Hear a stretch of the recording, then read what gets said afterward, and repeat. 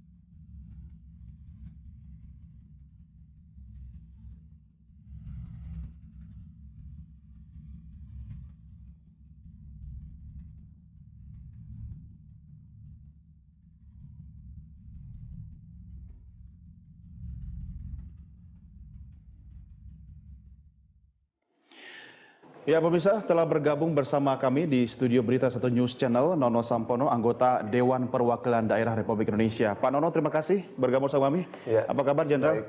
Sehat? Alhamdulillah sehat. Sudah punya mobil dinas atau mobil pribadi selama ini? Selama ini mobil pribadi ya. Mobil pribadi. Ya. Anda tidak mendapat penawaran untuk menggunakan fasilitas kendaraan dinas? Belum. Belum? Belum, ya. Kalaupun ada, diambil nggak kira-kira? Kalau itu diperlukan dan cukup meringankan ya itu kan akan mengambil. Itu kan hak sebenarnya kan, hak boleh. Nah, terkait dengan jumlah 210 juta rupiah ini, setuju nggak Pak Nono? Bukan soal setuju dan tidak setuju, tapi begini, tentu sebagai manusia biasa, anggota DPR, DPD RI, pejabat kan juga manusia, mendapatkan sesuatu yang lebih dari yang biasanya tentu ada perasaan senang, ya, senang. Tetapi sebagai wakil rakyat, kemudian melihat kondisi yang ada sekarang dan realita kondisi bangsa dan masyarakat kita, tentu kita juga harus berpikir bahwa secara realistis bahwa apakah tunjangan kenaikan mobil ini pertama adalah angkanya. Ya, besarannya angkanya, ya. Besarannya apakah sudah tepat dengan perhitungan. Yang kedua timingnya, waktunya apakah sudah sesuai dalam kondisi yang sekarang. Ya, itu. Tapi persoalannya sekarang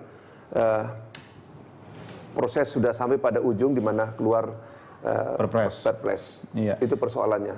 Jadi sekarang tinggal bagaimana di pemerintah atau di presiden. Tetapi sebagai salah satu anggota DPD RI, wakil rakyat, tentu saya juga berhak menyampaikan pandangan pribadi, pandangan pribadi terhadap masalah ini. Dan itulah pandangan saya, dua hal. Yang pertama, apakah angka itu sudah realistis, tepat. Bahwasanya kenaikan diperlukan karena memang 5 tahun kurang lebih memerlukan memang kajian, kajian dengan jenis mobil yang sama. Kemudian apakah kenaikan dari tahun 2010 sampai 2015 itu mencapai di atas 100 juta misalnya mobil yang sama, tentu ini harus dikaji lagi. Ini dalam waktu 5 tahun loh Pak Nono. Ya. Artinya kan Perpres sebelumnya, Perpres 68 tahun 2010 itu besarannya 50% di bawah. Ya, anggaplah misalnya mobil Camry sekarang. 5 tahun yang lalu dengan sekarang apakah selisih harganya juga? Ya, tapi kira-kira ini sebenarnya Anda mengamini statement dari Mas Febri tadi gitu kan soal timing. Kebetulan saya tidak mendengar. Ya, kebetulan tadi belum bertemu juga dan kalau jenis mobil untuk seorang senator seperti Anda, wakil rakyat di DPR misalnya, dan pejabat-pejabat di MK, Kaya dan seterusnya itu minimal apa sih Pak Nono? Kita melihat dari status saja dulu, kemudian lihat dari gaji, standar gaji dan lain sebagainya. Anggota DPR RI, DPD RI kurang lebih hampir sama dengan eselon 1 ke atas. Nah, tetapi soal jenis mobil itu yang penting nyaman, enak, bisa dipakai. Buat saya itu Saya juga terbiasa bukan hanya naik sedan, naik Kijang juga oke, naik angkot juga oke, bahkan naik ojek juga oke. Kalau keadaan darurat nggak ada masalah. Nggak ada masalah. Nggak ada masalah. Tidak pernah menjadikan kondisi kendaraan atau jenis alat transportasi itu sebagai kendala dalam bertugas, kan? Nggak ada. Sama sekali. Tapi banyak juga kok Pak Nono, rekan-rekan Anda di kamar sebelah itu di Senayan sana yang kalau pakai Kijang sepertinya kurang merepresentasikan sebagai wakil rakyat yang terhormat. Anda sendiri bagaimana? Tidak juga. Misalnya kalau kita datang ke konstituen kita, ke desa, ke kampung, apalagi kalau saya di Maluku itu. Ya. Anda ini kan 2M kan, Maluku Madura. Jadi kalau kita datang di sana pakai mobil mewah justru kurang tepat. Kita bila perlu naik truk, bila perlu ya. Saya sering juga karena misalnya sungai yang tidak ada jembatan, ada banjir, harus naik truk, kendaraan proyek. Nggak apa-apa, nggak ada masalah. Ya, itu malah lebih menunjang aktivitas. Ya. Mas Febri, sebenarnya kalau dihitung-hitung nggak gede-gede amat kok dari total tunjangan yang diberikan kepada mereka yang berhak, baik yang ada di DPR, DPD, BPK, MK, MA, dan KY ya. Nah, itu total sekitar 161,7 miliar. Kan nggak terlalu besar sebenarnya buat APBN. Iya kan, kalau keadilan itu kan tidak dilihat besar atau kecilnya, tapi ini rasa keadilnya itu. Adil ini kayaknya berat ini. Memandangnya dari sisi mana nih? Ya, kalau misalnya sekarang kan harga beras naik, ya bahan bakar naik, ya orang mau naik sekarang aja naik komuter lain juga udah uang depositnya itu udah naik begitu. Nah, bagi sebagian besar masyarakat terutama kelompok miskin, uang yang 10.000 gitu itu suatu hal yang sangat sulit.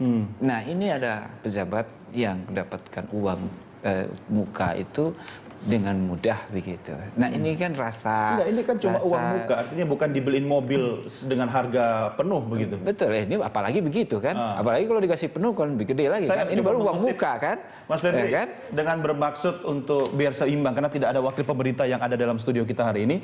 Statement dari Pak Yusuf Kalla sebenarnya agak proporsional ya. Kalau kita bicara setiap tahun kan pemerintah mengeluarkan anggaran untuk pembelian mobil dinas. Nah, kalau beli itu kan harganya utuh dan lebih mahal. Belum lagi maintenance atau perawatannya. Dengan diserahkan kepada pribadi masing-masing, tapi ditunjang. Itu jauh lebih murah sebenarnya, Mas. Iya, saya sepakat dengan itu. Cuman kan untuk yang sekarang ini kan nggak perlu ya sampai sedemikian besar nilainya begitu.